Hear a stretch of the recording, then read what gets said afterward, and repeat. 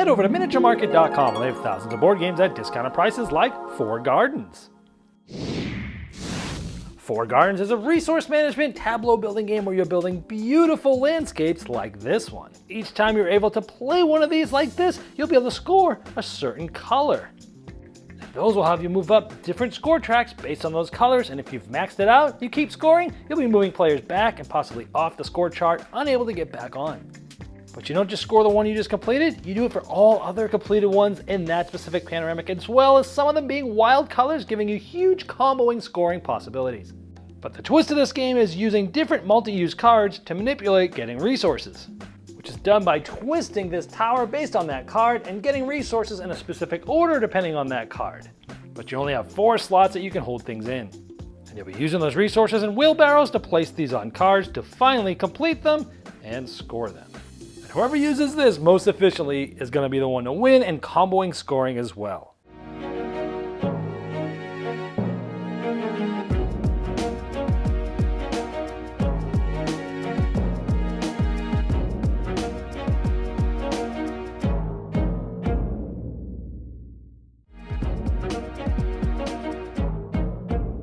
Hello my friends, it's the Game Boy Geek here. Four Gardens has great table presence for that huge pagoda and awesome production with components and inserts and such. Simple mechanisms, but a very thinky, deep puzzle. Multi-use cards work great. You're constantly trying to figure out which one to use where. That's a puzzle in itself. The way that the scoring works and comboing together things that you've scored earlier in that specific panoramic is awesome, and knocking others down the score track and even off them is the best part of the game. This is a great little puzzle, great gateway game. The pagoda tends to block other things that people can see, and you kind of need to be able to see each side of those. And it's hard to plan for your turns because every time that turns, it's going to change what you're going to do. So it can cause some analysis to paralysis, or you're going to have to rethink your turn on your turn. A little negative there, but overall, you're looking for sort of that gateway game that looks cool, that has a thinky puzzle, then this is it.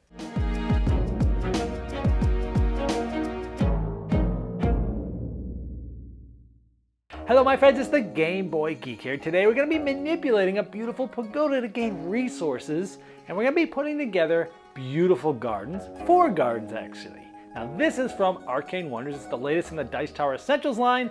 It is an interesting resource management tableau building game that is gorgeous. Let me show you how it's played. I'll see you on the other side.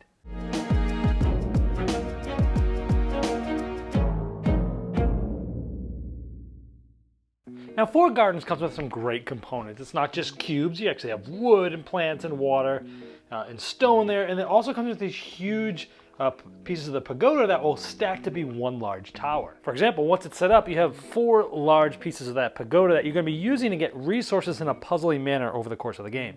The object of the game is to get the most points. You're going to be working on moving down these different tracks because wherever your colored cube is at the end, you're going to get that many points. Now what you're trying to do is create these beautiful landscape pictures, and you'll do that by manipulating certain cards. Everyone starts with 5 cards. These cards would be in your hand, and they're multi-use cards, and on your turn you could do you get basically 3 actions that you can take.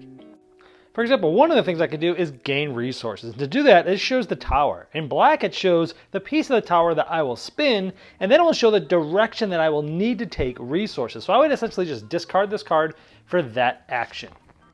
So again, I'm going to rotate it, but when you rotate it, you always rotate everything else that's on top of it, and you can move it 90 degrees to the left or the right, because it's going to show you how many resources you get of each type. And in this case, that card said from bottom to top. So from bottom to top, I've got to take this: 2 wood, a stone, no water, and 3 plants.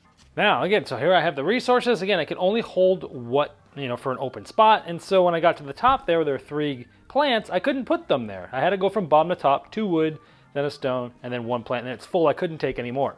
Now, for another action, what you can do, remember you get 3 of these, is you can basically play a card in front of you. Now, this is telling me that I'm going to be trying to work to finish this card by putting the resources needed on them. We'll tell you what happens after, because that's mainly how you score.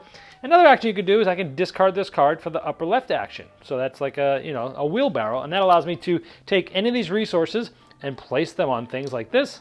I could also, if I had multiple cards out, I could move them from card to card. And if I want to, I can even take resources from here and put them back in the supply, giving me more room for things I might really need. But I'll leave these here for maybe I can use them in the future. So I've done 2 actions, and now I've finished this. And as soon as you finish one of these go back to the supply, and you're able to flip this. It's going to build a beautiful landscape. Now this shows you what sort of color landscape. You can only build 1 of each color each game. And then it also shows you that there's 2 circles here. That means that there's only 2 cards in this landscape. It's a small one. And this is the one on the right. You can build them in any order. You don't have to like build them in a specific sequence. You can build them any way you want. You can only have 1 of each. And 1 in each spot, essentially. So I need to find the other one that has a red top and the left one. So I've finished this. Now, when you do that, you're going to score. In this case, I'm going to score once on this yellow track. So let's say I was playing gray. I would move up like this. If this is where it ended, I'd get 4 points at the end of the game. Now let's just say this is what it looked like in front of me. I had another card played here. Let's just say I had 1 action left. I want to show you the last possible action is this. You could take 1 resource from the supply and put it anywhere. So I could put it on a card or I could put it in my little hold there. So maybe I do something like that. I'm just showing you all the actions. So those are the different types of actions you can take, and you take 3 of them. Then you're going to come to the display and you're going to draw until you have 5 total cards in your hand. But when you take these, they don't get replaced. So maybe you take this one, maybe you want this one, and you don't really want that one, so you take it, like from here, for example. So you just fill back up to 5, and then at that point, these flip over and become available for someone else, and then it's the next player's turn. So let's say it's on a future turn, right? I have these 2 resources. I have this one here. I play a card that has a wheelbarrow, and I move this to here. I move this to here. I move this to here, and I've completed this one. So now I'll flip this one, and this is where it starts to get really interesting scoring-wise. Now this is the left of this, so it's going to go here. It's going to make a perfect little landscape there. Now I get to score this one, which is 1 blue, but you get to score every other one in that landscape again. So in this case, I'm going to score blue and yellow. And so I'm going to go up on blue and I'm going to go up in yellow. Now this becomes very interesting because as you start to combo more and more cards together, you can really fly up things if you're making some of the larger landscapes. And it's even cooler is that if you're on 10, let's say I have 10 of yellow and I get another yellow, for every one I get after that, everyone moves back 1. And if you're ever able to get them to move off, they can complete cards that have this color, but they'll never be able to get on there and make points. So you could kind of sort of force people off a track, and it's one of the most interesting parts of the game. Now, anytime you complete a landscape, in this case there was only 2 cards, you get a bonus. You might grab this, which is just 4 straight points at the end, and it goes down as it goes through, as players get there in a slower fashion. This gives you 1 more storage spot. This allows you to take 4 resources and place them anywhere, right?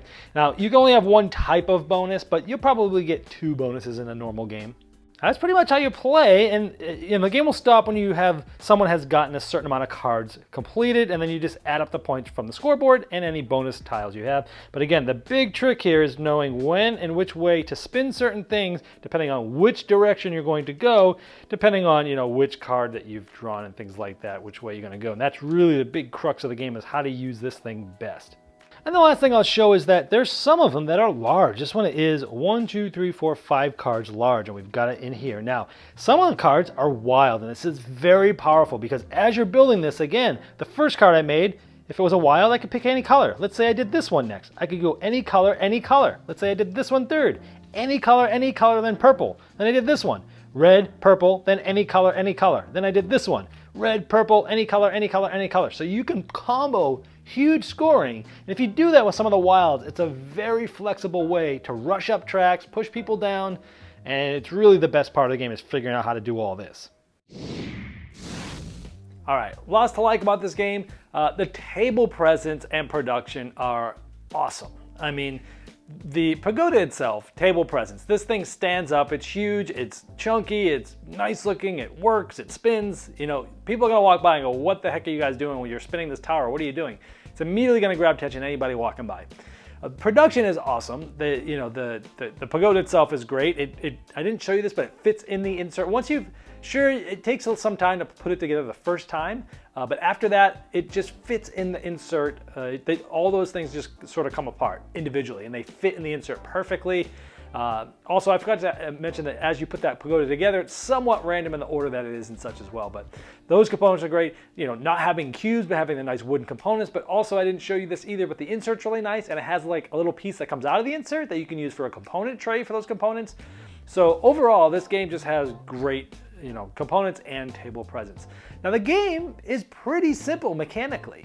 I mean, you're taking 3 actions and you're either playing a card in front of you, moving resources from your, your storage to the cards or cards off or something like that. You're either gathering resources or again, maybe gathering a wild resource. I mean, mechanically the game is pretty simple. But with that being said, this game is a very thinky puzzle. It's very puzzly, and I tend to really like puzzly games. I typically like multi-use cards. And this game has that where you're using the card for, either you're going to play it in front of you to put resources on, to then flip over, to then score certain points. Maybe trying to figure out how to get your panoramic done so you can get a bonus. You're also trying to figure out which one should I kind of sort of waste or discard, just to use it for the wheelbarrow and move things over. Which one do I want to use for that pagoda, which is always the most important decision. It's like, oh man, this one goes from the top, it spins this one, and that won't do me any good, but if I get it from the bottom, I can spin this one, and that will work for me.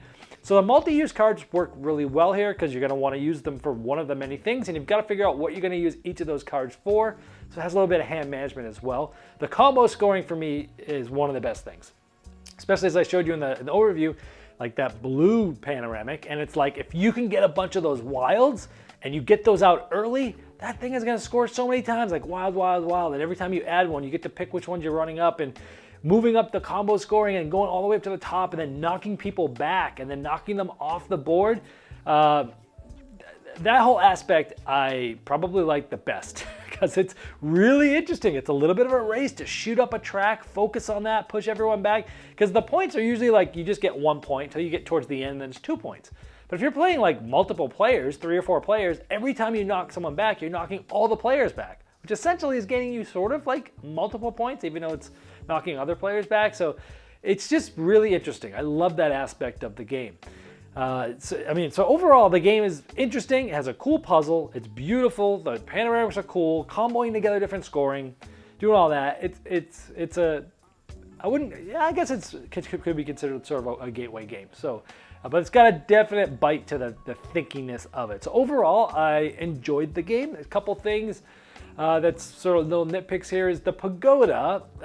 Because you need to really kind of see what's on either side, you kind of need to see 3 sides of it. The one that's facing you, the one to the right, the one to the left. Now, how the pagoda works is it has, if it's 3 facing me, then it's going to be 2 over here, 1 over here. And that's fine, you can do that. But when you're looking at 4 of them and you're looking at multiple things and you're looking at trying to think about that, you typically are going to want to like just look really quickly. And if it's right in the front of everybody, it sort of blocks the cards and such. So it's not ideal that you're either going to be sort of blocking cards, or if the pagoda is farther off the board, then it's going to be harder to reach and then it's going to be harder to see the other sides.